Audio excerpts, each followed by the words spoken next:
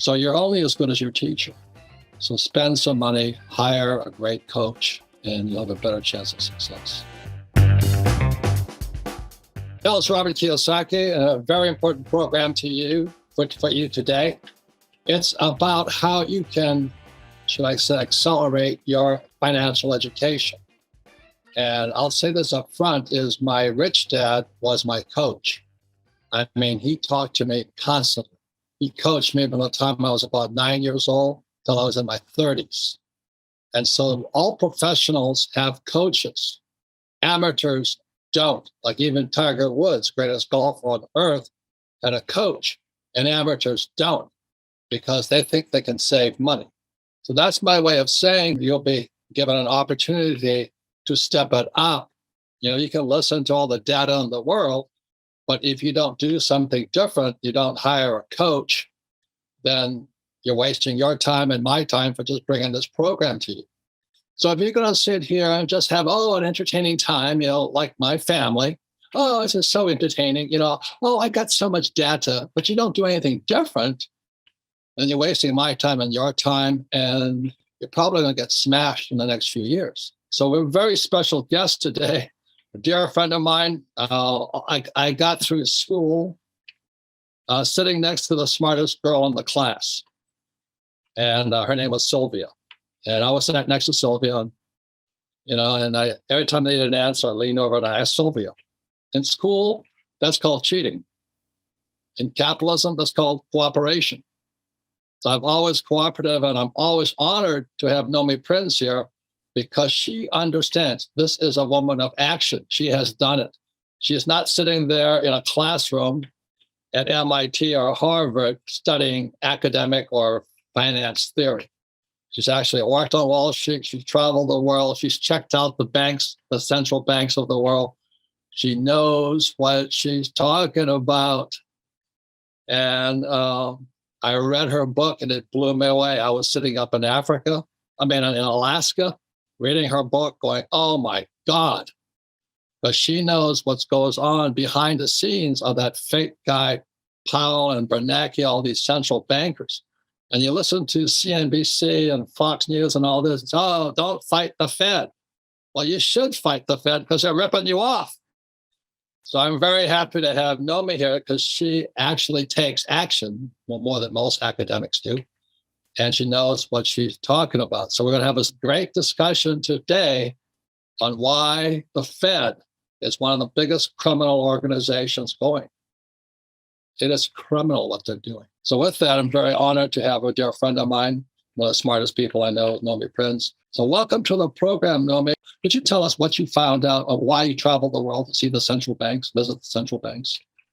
Yeah, so Robert, and again, it's always great to talk to you. I always appreciate the opportunity. I learn as much as you say you learn, so that's awesome. And the fact that we can share it with all of the people that need this information, it is really important. And when you talk about you having the best year, but you can still balance that with understanding that there are poor people out there that can do better, and that you're basically opening your arms to them. I think that's a really special, important thing that you do and have been doing for so many years. So thank you for sharing your time with me. Inflation makes life harder. That's right. On the working class.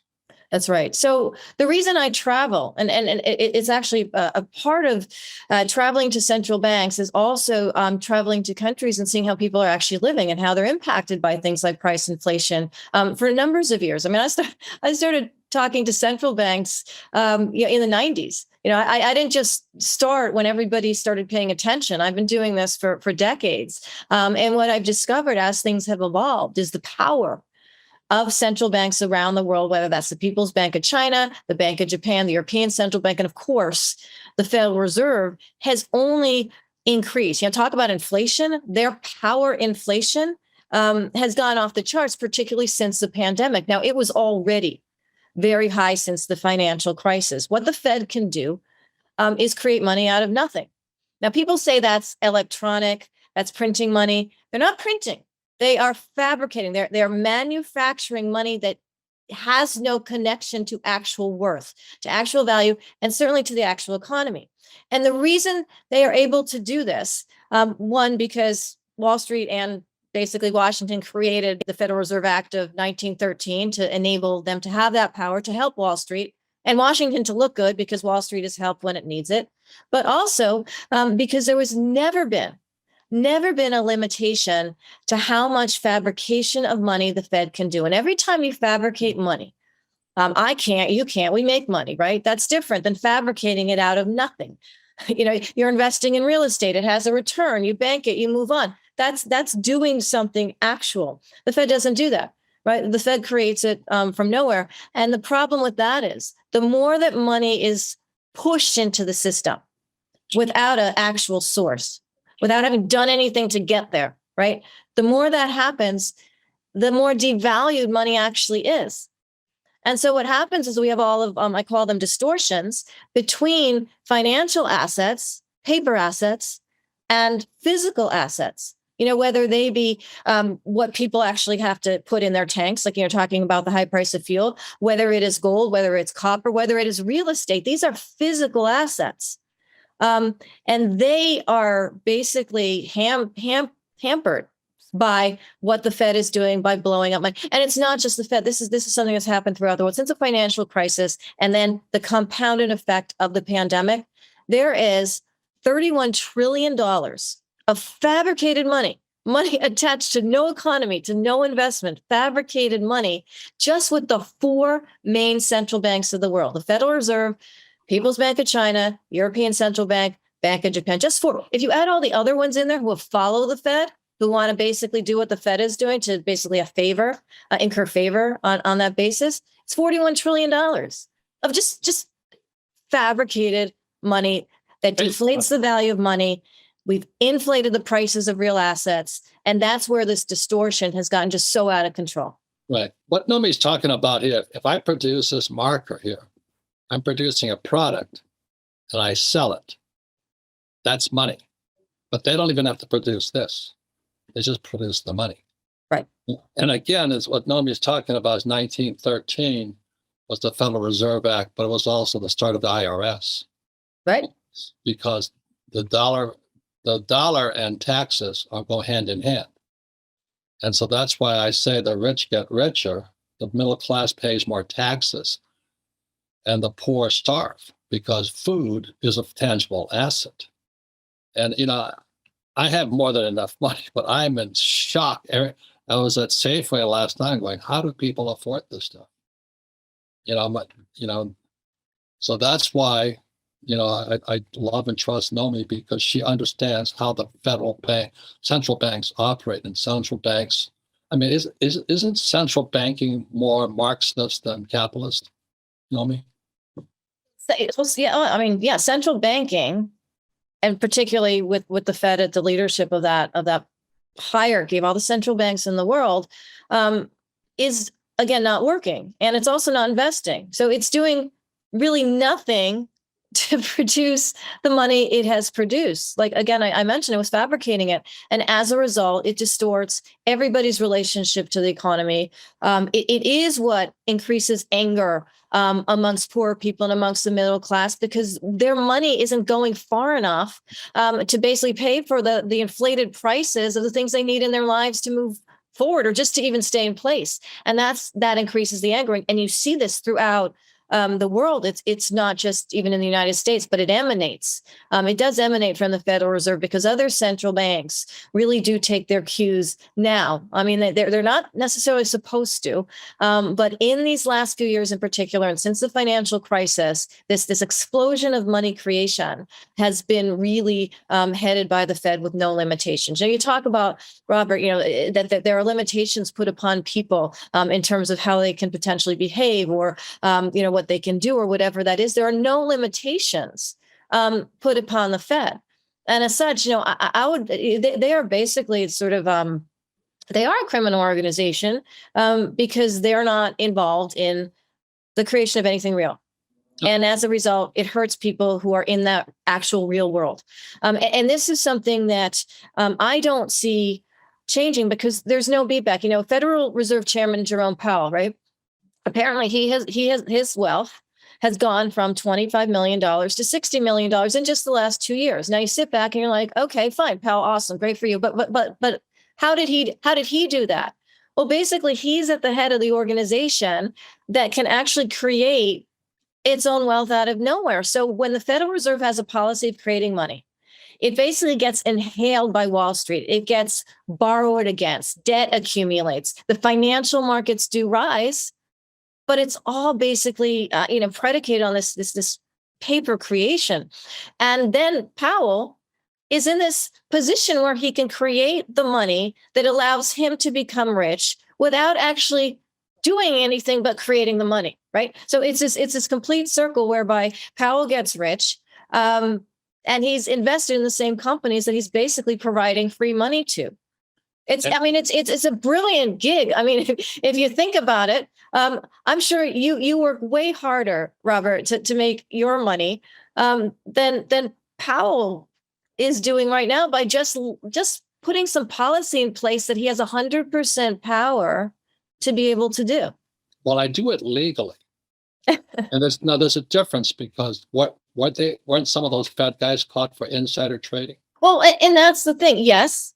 I'm glad you brought that up, Robert. A number of Fed officials throughout the different Federal Reserves, there's 12 different sort of pieces of the whole Federal Reserve system in different states. There's a New York one, there's an Atlanta one, so forth. They resigned for personal reasons because it turned out that they had some questionable stock trades. Now, Powell, who runs the Federal Reserve, got reappointed to another term. So there is even in the Federal Reserve System, the people who aren't necessarily at the very top are the ones who sort of mea culpa resigned for personal reasons because of what they were doing in stock trading. And Robert, this is something that goes throughout Congress.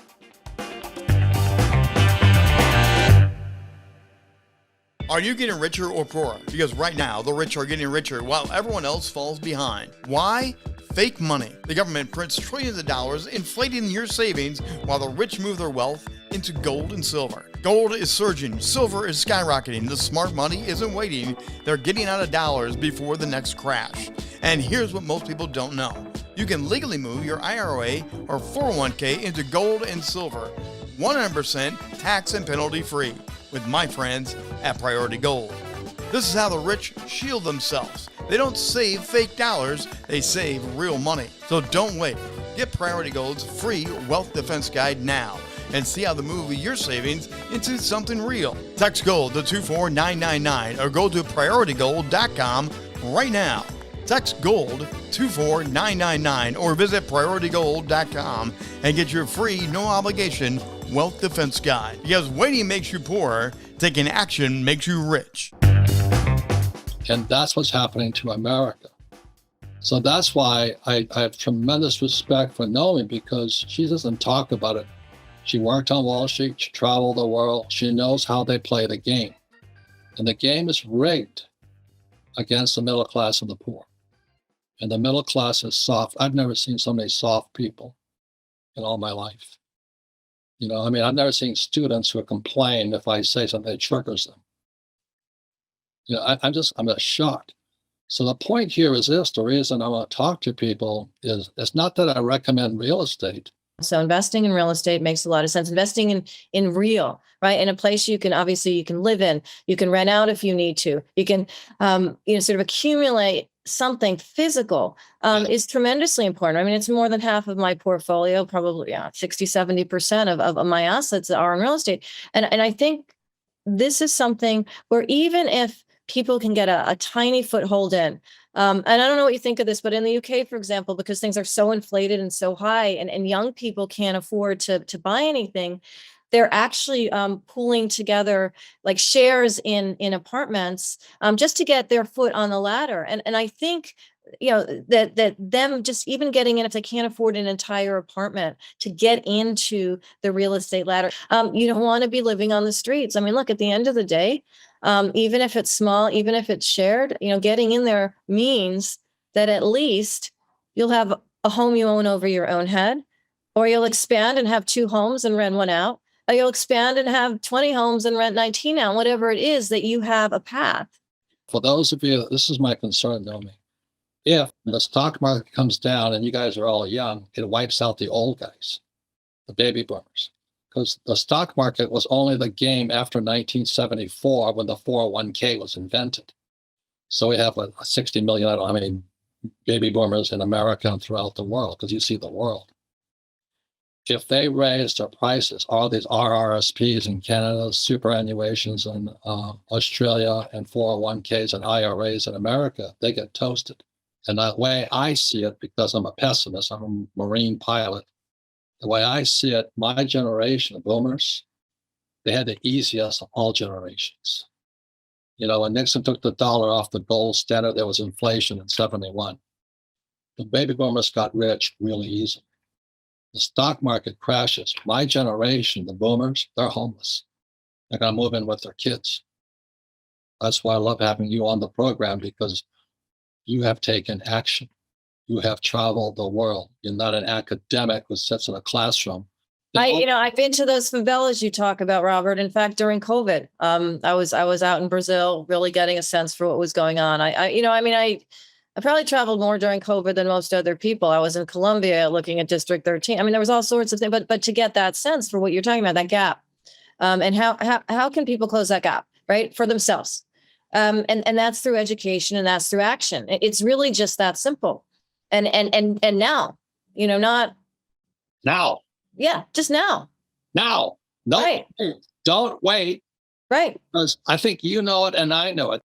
And inflation makes me richer, thank God. It makes the middle class pay more taxes because they're the ones who pay the taxes. But the thing I'm concerned about is the gap between the poor and everybody else increases. Okay. But you better take education. And what's going to happen is if the stock market will crash, and many of the fat and dumb baby boomers of my generation will become poor. And that's I hate to say it, I hate to be pessimistic, but I'd rather be prepared. Like if I tell you there's a tornado coming, you'd say, oh, he's just being a pessimist. Well, if the tornado's coming, you want to prepare. Absolutely. Yeah. I agree with that.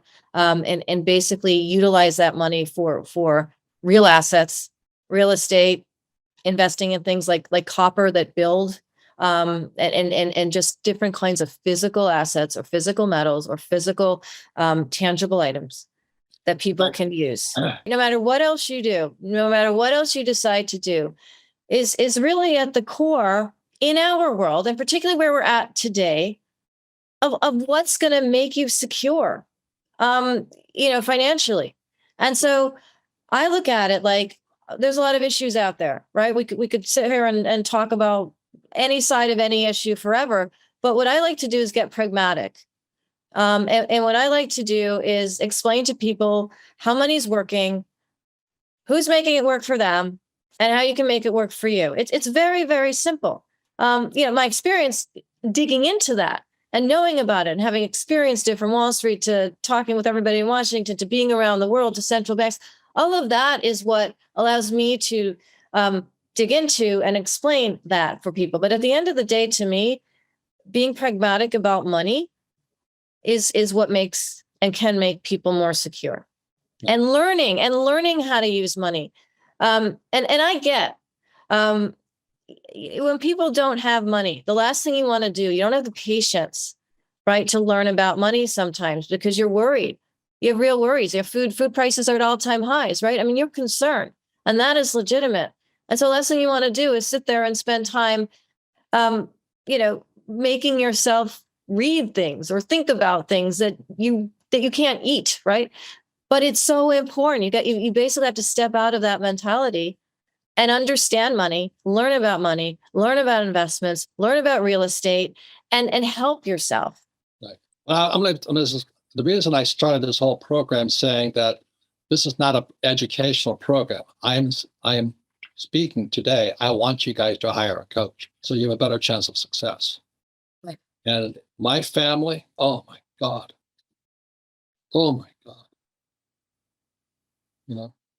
I have friends, outside my family. I know more than you because I have a real estate license. I said, how much real estate do you own? None. But I have a license. I'm a professional. I said, well, how much real estate do you own? None, but they're giving advice.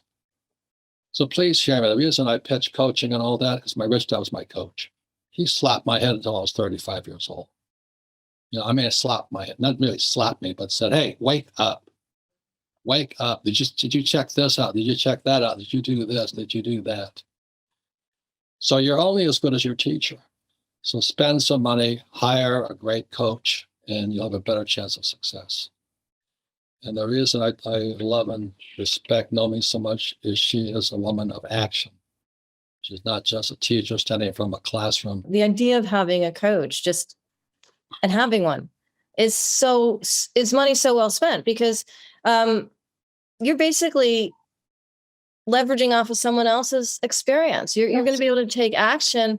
Like, someone else has been in the war zone, right? They've gone through the ups and downs of buying and selling real estate. They're there to basically, it goes to, I used the word pragmatic before. It's like, would you rather, have someone who just has a license and doesn't buy and sell their own real estate, tell you things, or would you rather have someone who's bought and sold their own real estate? I mean, it's obvious, right? Yeah. And so that idea of having that expertise in a coach makes so much sense, whatever the outlay is, because it's only going to come back in spades, because you're going to get the benefit of someone else's experience and someone else's knowledge and someone else's work. And you're going to be able to leverage that. I have great coaches. Right. Great coaches. And that's why the rich get richer. I don't pretend to know anything. That's Anyway, right. Nomi, I have tremendous love and respect for you. Keep up the good work. Thank you. We're in a day. My question is, how much longer can they keep playing this silly game? How much longer can the central banks keep practicing communism and nobody calls them on it? That's a fantastic question. It's like in physics, right? A power can only stop if it's met by an opposing power or energy source or whatever that is. In central banking, there's no opposing power. And we're literally, I mean, there just isn't. If you can basically create double the amount of money you had by doing nothing, and there is no opposing power, right. They can keep this going. Right. This is why it's so scary. They can continue to distort, and they continue to create more inequality and say they're doing it for the benefit of the real economy and for people, and they can keep going when they need to do that. Right. That's where we're at. I mean, I wish I could say there's going to be some end to that ability to distort the real economy from the markets, but there isn't. There simply isn't right now. A central communism is a command and control. It's basically like a dictatorship of the economy. It is, and with a central bank, you're dictating the creation of money. Correct. And in a government, you might be dictating other things, the military, et cetera. But with central, it's very specific. And that's why it's so powerful and scary. What they can do without being elected, without having to basically show any form of transparency, without any limitation, is just to create money and not care and not have to be accountable for what happens to most of the people on this planet when they do that. And if there's a stock market crash with the 401k, which was started in 1974, we're going to have millions of American or global baby boomers toast. They'll move in with their kids, or the kids will move in with them. No, I think that's our theme for today, Robert. Now. It is. It is. It is. It really is. It really is. And, I really thank you for doing what you do. Thank you. Please don't be like my family. Please don't be like them, because they have master's degrees and they have real estate licenses. But they're broke. They're like my poor dad. Highly educated, poor people.